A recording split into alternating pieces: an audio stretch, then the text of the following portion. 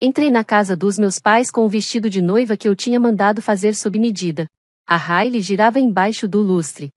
Ela segurava uma taça de champanhe, rindo, cercada de gente batendo palma, como se ela tivesse curado uma doença. Ela me viu ali e sorriu, como se nada tivesse acontecido, como se tudo fosse só mais uma história engraçada para postar na internet. 3 semanas antes, tudo ainda estava certo. Fevereiro em Santa Fé foi frio, mas calmo. Aquele tipo de silêncio que abraça a gente por dentro. Eu e o Elliot finalmente estávamos fazendo planos. Ele era tranquilo, carinhoso, arquiteto, com mãos firmes e voz suave. Nunca gritava, nunca me cortava quando eu falava, e sempre me olhava como se eu fosse a coisa mais interessante do lugar. A gente ficou noivo em dezembro, só nós dois, sem anúncio, sem Instagram, só um anel de madeira, 2 canecas de chocolate quente e o pôr do sol atrás das pedras. Nosso casamento estava marcado para o dia 20 de maio. Seria pequeno, íntimo, simples, só amigos, alunos, colegas, e a galeria onde nos conhecemos, a Galeria Galo, entre 2 prédios de adobe, cheia de beleza imperfeita. Eu mandei os convites, confirmei o quarteto de cordas. Uma ex-aluna minha fez o vestido, bordado à mão com ramos de oliveira, porque ele disse que eu lembrava a resiliência silenciosa. Tudo estava indo bem, até Hailey ligar. Ela disse que tinha uma novidade incrível e queria muito um jantar de família. Eu devia ter percebido. Quando cheguei, vi na hora o banner. Ela disse sim, tinha balões, um bolão de festa, nossa mãe gravando tudo com o celular, meu pai abrindo champanhe, Hailey no meio de tudo, brilhando num vestido branco de festa, de mãos dadas com um cara que eu mal conhecia. Todo mundo ouvindo enquanto ela dizia, Jasper e eu vamos casar. Eu congelei, todos nós congelamos. Esse cara tinha aparecido na vida dela só há uns 6 meses. Era todo metido. Só falava do portfólio de investimentos, como se fosse isso que definisse ele. Dia 20 de maio, ela falou, toda animada. Não é perfeito, era pra ser. Olhei pra ela, depois, pros meus pais. Ninguém falou nada. Esse é o dia do meu casamento, eu disse. Hailey riu. Eu sei, mas, tipo, você não registrou o dia, né? E o seu ia ser só uma cerimônia pequena. O nosso vai ser um evento. Vai ser no nosso resort lindo. O tio do Jasper conseguiu o salão de graça. Esperei alguém falar, qualquer pessoa, dizer que aquilo estava errado.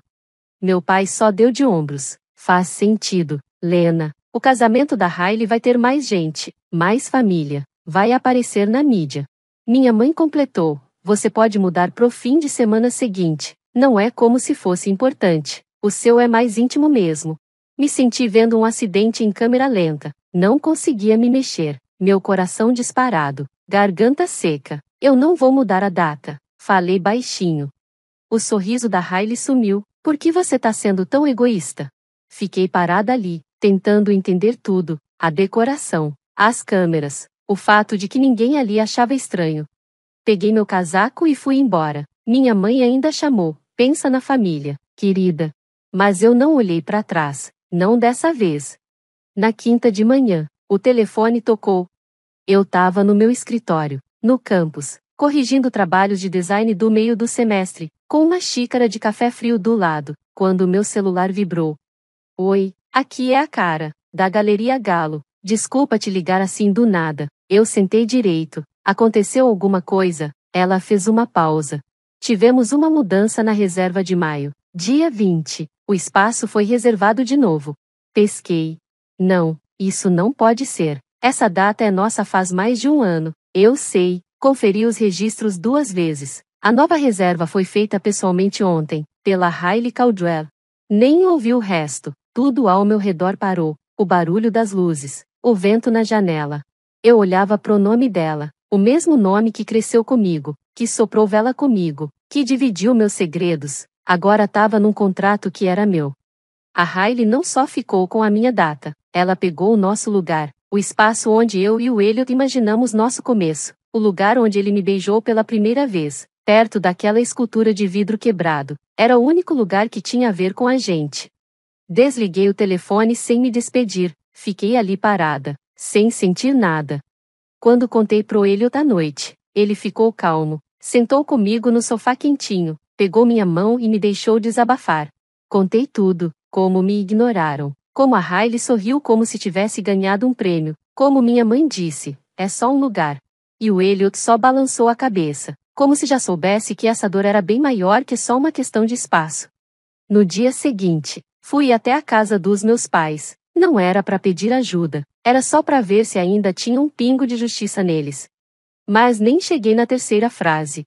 Você devia ter pago o depósito antes, disse meu pai, sem nem tirar os olhos do jornal. Sim, ela deu um valor maior que o meu. Bom, ele respondeu, dobrando o jornal. Não dá para se surpreender. O casamento da Riley vai ser maior, vai atrair mais atenção. Isso é bom para a família. Família. Aquela palavra bateu como um tapa. Minha mãe nem fingiu que se importava. Não vale a pena esse drama todo, Lena. É só um lugar. Não deixa isso estragar o que você tem com sua irmã. Olhei para ela. Ela roubou, e tá feliz com isso. E você acha que isso desculpa tudo? Seja a pessoa maior. Essa frase eu já ouvi tantas vezes. Seja melhor quando a Riley tiver problema na escola e eu tiver que defender.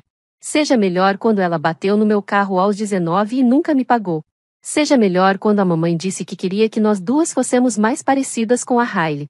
Sempre eu, a que engole. Sempre eu, a que fica na sombra.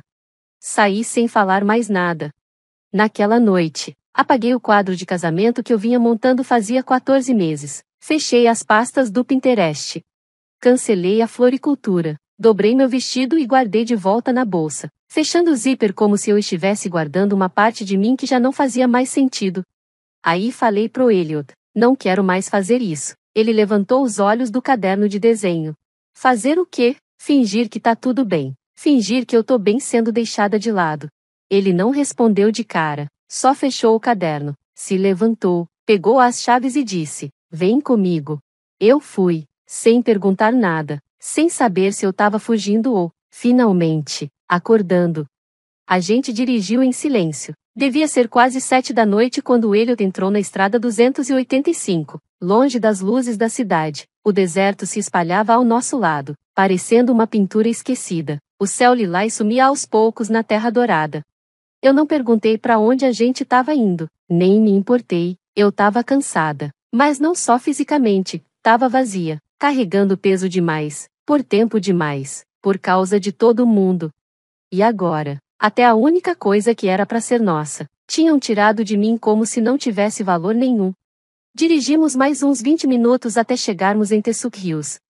Aí ele diminuiu numa curva sem placa. Tinha um portão de ferro todo enferrujado na frente, meio coberto por plantas. Uma câmera fez um clique, e o portão se abriu. Olhei para ele. Onde a gente tá? Ele não respondeu, só continuou dirigindo. Entramos numa estradinha de terra cheia de pedras, cercada por árvores baixas e flores do deserto, e então apareceu uma construção, baixa, comprida, toda feita de vidro e pedra, brilhava com a luz fraca, como se tivesse sido esculpida direto do chão. Era uma propriedade privada, mas parecia uma obra de arte. Me ajeitei no banco. Elliot, de quem é esse lugar? Ele olhou para mim. Eu projetei isso. Você construiu isso? Ele assentiu. É seu? Sim, é meu. É hora de você tomar o controle. Pesquei, confusa. O que você quer dizer com tomar o controle? Ele parou o carro debaixo de uma cobertura e desligou o motor. Ficamos ali parados por um momento. Tudo ficou em silêncio, como se até o mundo tivesse prendido a respiração. Eu não fui totalmente honesto com você, ele disse. Não é porque eu não confio em você, é porque eu já vi o que acontece quando o dinheiro entra na conversa. Meu coração disparou. Eu cresci de outro jeito, ele continuou. Minha família tem dinheiro, muita calma, muito luxo, mas eu me afastei. Não aguentava mais aquela coisa de parecer generoso só para mostrar status. As pessoas se importavam mais com a aparência do que com o que realmente importa. Então saí de tudo e comecei de novo, com o meu próprio nome, do meu jeito. A galeria onde a gente se conheceu, aquela instalação era minha, eu doei. Ele deu um meio sorriso. Eu fico na minha por um motivo, não queria ser o troféu ou o atalho de ninguém, eu só queria alguém que me enxergasse de verdade. Eu não sabia o que dizer, só fiquei olhando para ele, o homem que eu achava que conhecia, e que agora eu descobria ser dono de um dos lugares mais incríveis que eu já tinha visto. Ele saiu do carro, deu a volta, e abriu a porta para mim.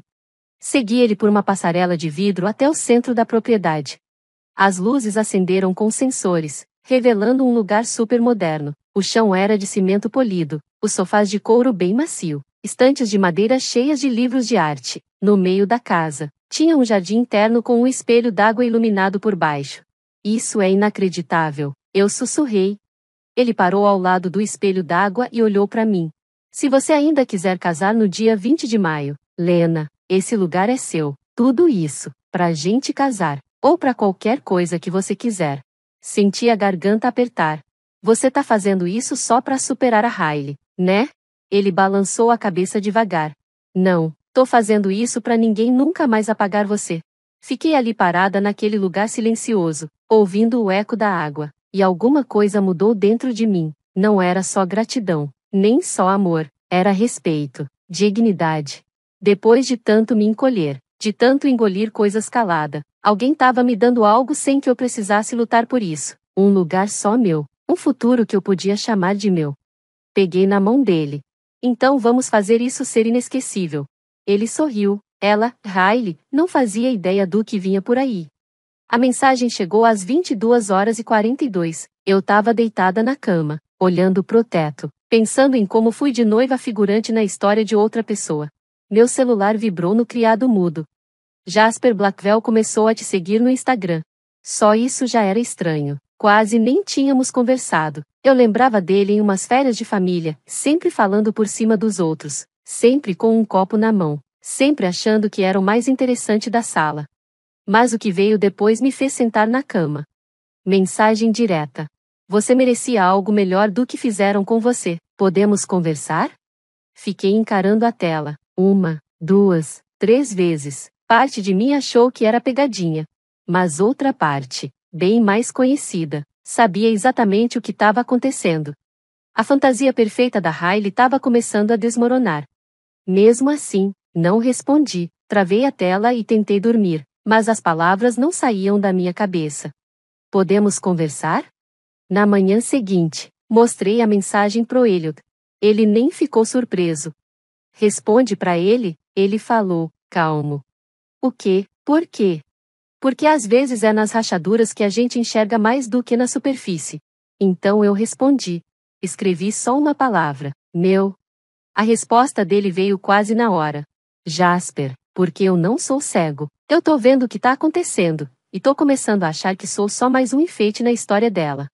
Nos encontramos no dia seguinte à tarde, num café pequeno perto da Praça Antiga, aquele tipo de lugar com piso de azulejo torto, jazz baixinho tocando, e baristas que escrevem poesia nos copos. Eu fui de óculos escuros e capuz, ele apareceu com uma roupa simples, nada de terno caro, nem pose de rico, só um cara que parecia não dormir direito fazia dias. Ele sentou sem nem dar oi, foi direto ao ponto. Eu não sabia que ela tinha roubado seu espaço. Eu fiquei em silêncio. Ela me disse que você tinha cancelado, que estava com problemas de grana e que tinha adiado o casamento pro outono. Eu ri, sem humor. Claro que disse isso. Ele balançou a cabeça. Isso foi só o começo. Quanto mais a gente planejava, mais eu percebia, isso não é um casamento, é um evento de marketing. Ela quer uma produção de nível Netflix, tem até um cinegrafista de reality show, roteiro pronto, calendário de posts. Uma história inventada sobre a gente se conhecendo em Bali. Eu pesquei. Vocês não se conheceram em Bali. Não mesmo, ele respondeu. A gente se conheceu num retiro da empresa em Scottsdale, mas ela disse que não era mágico o suficiente para a narrativa dela. Tomei um gole do café, devagar. Ela tá promovendo o casamento, ele disse, quase num sussurro. E eu sou o produto. Aquilo me acertou em cheio, não porque eu me importasse com o Jasper, mas porque eu entendia, eu sabia como era ser usada, já tinha passado tempo demais vivendo à sombra da Riley, sendo empurrada pro lado enquanto ela brilhava. Eu também descobri outra coisa, ele disse, se inclinando para frente. Algo que acho que você precisa ver. Ele empurrou um pendrive em minha direção, eu não toquei. Ela tem um celular descartável, ele continuou, esconde na gaveta de maquiagem. Peguei ela rindo enquanto mandava mensagem para alguém. Era quase 1 da manhã. Quando perguntei, ela me chamou de paranoico. Você acha que ela tá te traindo?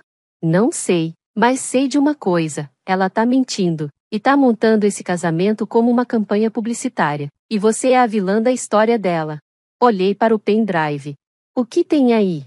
Prints, áudios, vídeos, ela falou, com essas palavras, quero o dia dela por vingança, ela pode chorar depois. Ela tentou subornar o coordenador da sua galeria, disse que queria te esmagar.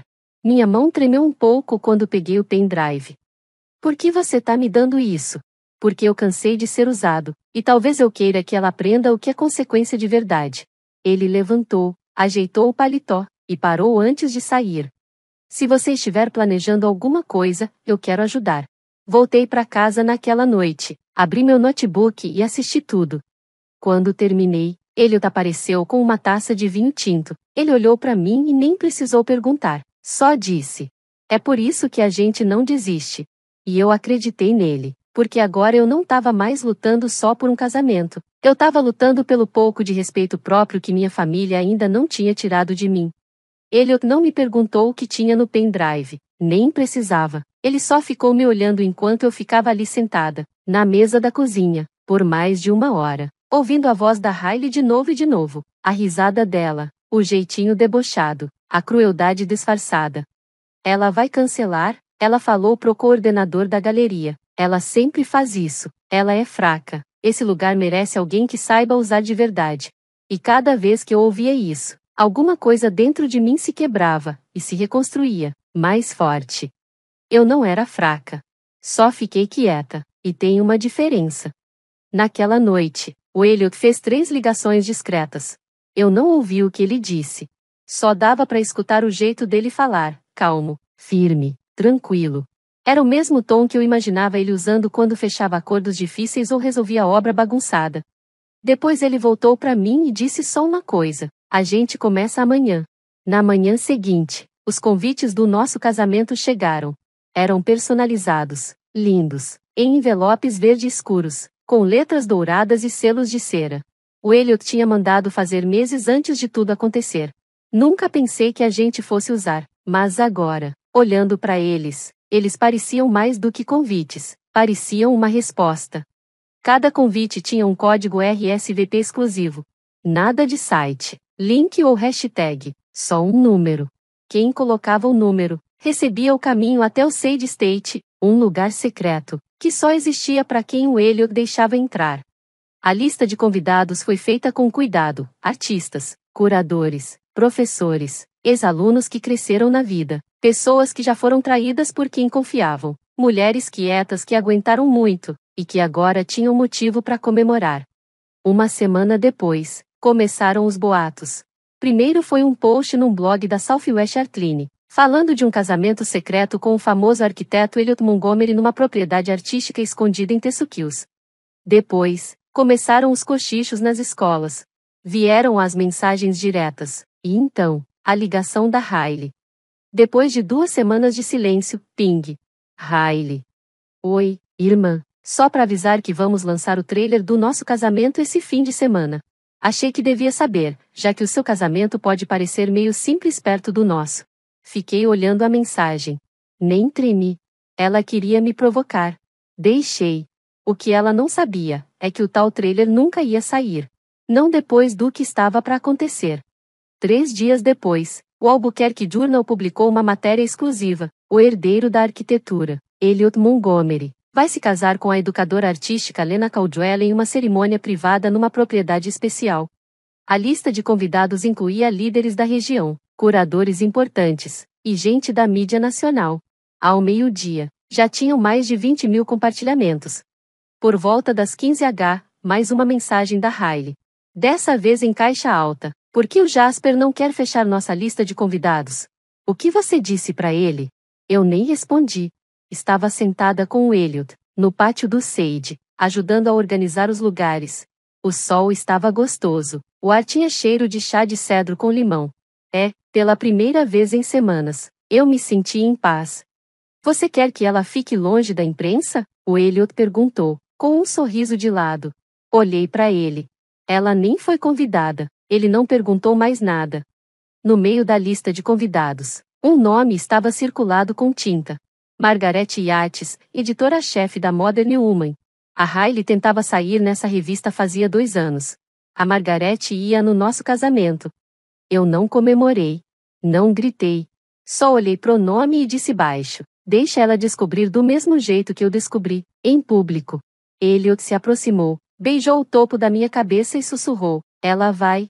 E assim, o palco estava pronto. Um casamento construído com amor. O outro, com aparência. Um com raízes. O outro, só com espelhos. E só um deles ia aguentar o que vinha pela frente. Achei que ia ficar nervosa. Mas no dia em que nossos nomes saíram na imprensa, eu não estava tremendo. Nem chorando. Eu estava sorrindo. O sol mal tinha nascido e meu celular já não parava de vibrar. Ligações, e-mails, mensagens de gente que eu nem ouvia falar fazia anos. Colegas, ex-alunos, professores, gente que agora tinha seus próprios estúdios. Todos diziam a mesma coisa que eu nem sabia que precisava ouvir: tenho orgulho de você. Mas a última pessoa que eu esperava apareceu na minha porta. Jasper. Ele estava diferente. Ainda elegante, mas mais quieto. Como alguém que saiu de uma guerra e ainda não percebeu que ela acabou. Ele me entregou uma caixinha de veludo. Pesquei. O que é isso? Ele olhou em volta, viu que estávamos sozinhos e falou: é seguro. Dentro tinha um pendrive. Meu estômago virou. Ela não sabe que eu guardei. Ela achou que eu tinha apagado depois da festa de noivado, mas eu não apaguei. Tenho que aí. Mais do que o suficiente. Ele chegou mais perto, falando bem baixo, notas de voz, prints, gravações. Ela contando para os amigos que subornou o coordenador da galeria. Rindo porque sabia que você ia chorar depois. Ela disse que adiantou o casamento só para te apagar. Fiquei olhando para ele. Ela falou que a única forma de brilhar era se sua luz se apagasse. Fechei a caixinha devagar. Por que você tá me dando isso agora? Porque eu cansei de fingir, ele disse. E depois olhou pro chão. E talvez eu precise ver ela perder alguma coisa, só uma vez. 2 dias depois, Hailey postou o trailer do casamento. Fotos exageradas, risadas forçadas, uma cena em câmera lenta dela andando por um corredor vazio, como se estivesse num comercial de perfume. A legenda dizia: mal posso esperar para dizer sim para sempre. 20 de maio, vai acontecer. Teve 43 mil visualizações em 6 horas. Mas, ao mesmo tempo, outro vídeo estava circulando, só em grupos fechados. Não era público, ainda. Mas estava pronto. O Elliot tinha passado a última semana montando tudo com um grupo pequeno de amigos do escritório de arquitetura, gente que devia favores para ele. Eles pegaram os áudios, os prints, os vídeos que o Jasper entregou e fizeram um único vídeo. Um vídeo forte, limpo e direto. 6 minutos. Era tudo o que precisava para acabar com a fantasia dela. A gente não contou para ninguém. Nem pros meus pais.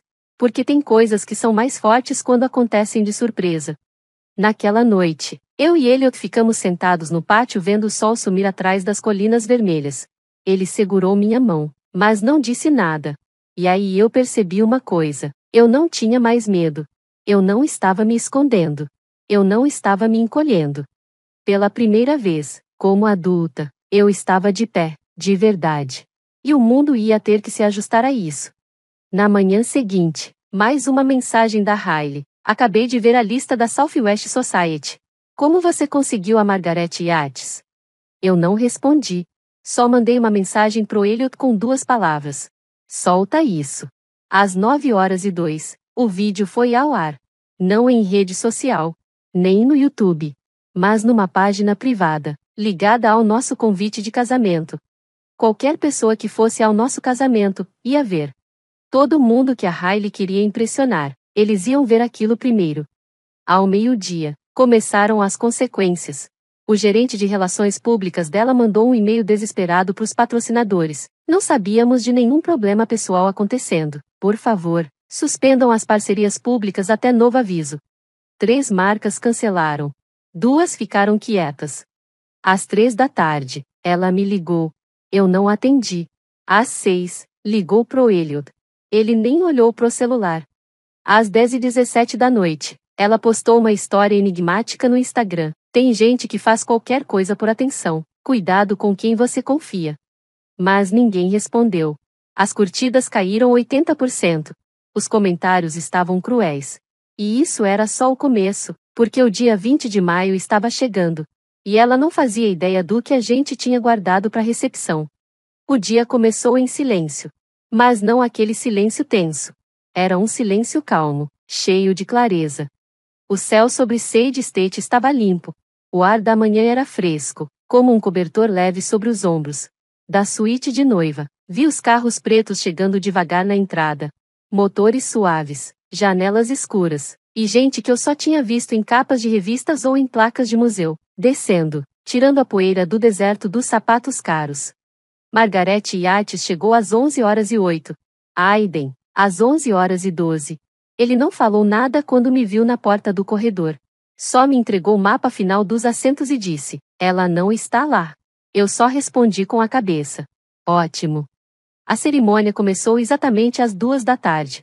O mesmo horário que Hailey tinha escolhido pro casamento dela. O quarteto de cordas tocou a música que o Elliot compôs para mim. Era linda, suave, cheia de momentos que pareciam que iam terminar sem resposta, até que, do nada, se resolviam. Enquanto eu caminhava pelo corredor, não senti nervosismo. Eu me sentia leve. Meu vestido era simples. Cetim, sem cauda, sem véu. Mas vi a maneira como todos se inclinavam para frente. Eles não olhavam com curiosidade.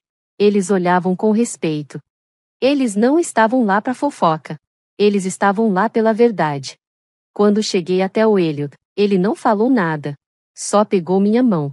Como já tinha feito tantas vezes. Como se eu já fosse o lar dele. Dissemos nossos votos sob um arco de rosas do deserto e ramos de oliveira, com as colinas vermelhas ao fundo. Quando o oficiante disse que estávamos casados, os aplausos foram quentes, sinceros, mas foi na recepção que tudo realmente começou. Elliot se levantou para fazer o brinde. Com o copo na mão, a luz do entardecer dourava tudo. Ele falou: "Obrigado a todos por estarem aqui. Hoje não é só sobre amor. É sobre a verdade. Sobre levantar a cabeça quando tentam te calar." As pessoas se viraram para ele. Alguns trocaram olhares. "A minha esposa", ele disse, fazendo uma pausa. "Quase roubaram o casamento dela. O lugar, a data, até a dignidade." Mas em vez de recuar, ela se levantou. Ele olhou para mim. Eu fiz que sim com a cabeça. Então ele olhou para a equipe de vídeo, no canto, e disse: "E hoje, a gente vai contar toda a história." As luzes diminuíram. A tela atrás da gente se acendeu. Tudo começou com a voz da Hailey, gravada no celular do Jasper. Clara, sem cortes. "Ela vai cancelar. Ela sempre desiste. Ela é fraca. Essa galeria é minha." A plateia soltou suspiros. Depois apareceram as mensagens. Prints de conversa dela com o coordenador da galeria, oferecendo um dinheiro a mais, para garantir minha vaga. Uma mensagem para o próprio Jasper: "Ela pode chorar depois, isso aqui é meu." As pessoas começaram a murmurar, sem acreditar. Aí veio o último vídeo. Gravado escondido. Ela estava num jantar, com a maquiagem meio borrada, segurando uma taça de vinho, rindo. Se ela amasse mesmo aquele cara, já teria saído de perto. Ele é só um artista qualquer. Eu sou a noiva de verdade. Ela é só barulho. As luzes se acenderam. Ninguém falou nada. Até começarem os aplausos. Mas não eram educados. Eram fortes, quase um trovão. Foi aí que as portas se abriram com força. Hailey estava lá, no fundo da sala. Ainda usando o vestido de grife. O rímel tinha escorrido. Ela deu 2 passos. Viu os rostos, sentiu o silêncio, e parou. Congelou. E então veio o golpe final. Nossa mãe se levantou. "Thalia", ela disse, usando o nome do meio da Hailey, aquele que só aparece quando algo está sério demais. "Chega, vai embora." O rosto da Hailey tremeu. "O quê?" ela tentou. "Você já envergonhou essa família o bastante." E mais calma, mas firme: "Esse não é o seu dia." Hailey não respondeu. Virou as costas e saiu. As portas se fecharam atrás dela. Soltei o ar devagar. Tinha acabado. Mas o efeito daquilo ainda ia durar muito. E ela nem imaginava o quanto. 3 dias depois, recebi uma carta. Não foi mensagem, nem e-mail. Uma carta escrita à mão, sem remetente. Dentro, só uma frase: isso não acabou. Você roubou tudo de mim, me aguarde. Dobrei o papel, guardei numa gaveta e fechei. Nem pensei duas vezes. Porque a essa altura, Riley já tinha perdido tudo que realmente importava para ela. E eu tinha conquistado algo que ela nunca entendeu, uma vida que não precisava da aprovação dela para ter valor. O vento em Florença era quente, como uma mão suave passando pelo meu rosto. Eu e Elliot estávamos sentados num café pequeno, escondido entre duas ruelas de pedra. Nossas xícaras de café pela metade, o sol batendo nos óculos dele. E pela primeira vez em anos, eu não sentia que precisava me preparar para alguma coisa. Sem notícias, sem cobranças, sem alertas. Só a gente. Só paz. Passamos 10 dias andando pela cidade, sem pressa, sem pressões. Manhãs olhando o céu. Tardes desenhando portais antigos em pátios escondidos. Noites tomando vinho em silêncio. Mas era aquele tipo de silêncio bom, cheio. Um silêncio que acalma. Uma noite, vendo o pôr do sol na Praça Michelangelo, Elliot olhou para mim e disse: "Você tá mais leve." Respondi: "Me sinto mais leve." Como se eu tivesse deixado algo que nem sabia que carregava. Essa é a coisa sobre ser apagado por tanto tempo. Você só percebe o peso quando ele sai. Quando voltamos para Santa Fé, tinha uma carta me esperando. Era do reitor do meu departamento. Eles tinham visto o vídeo do casamento, lido os depoimentos, ouvido os ex-alunos.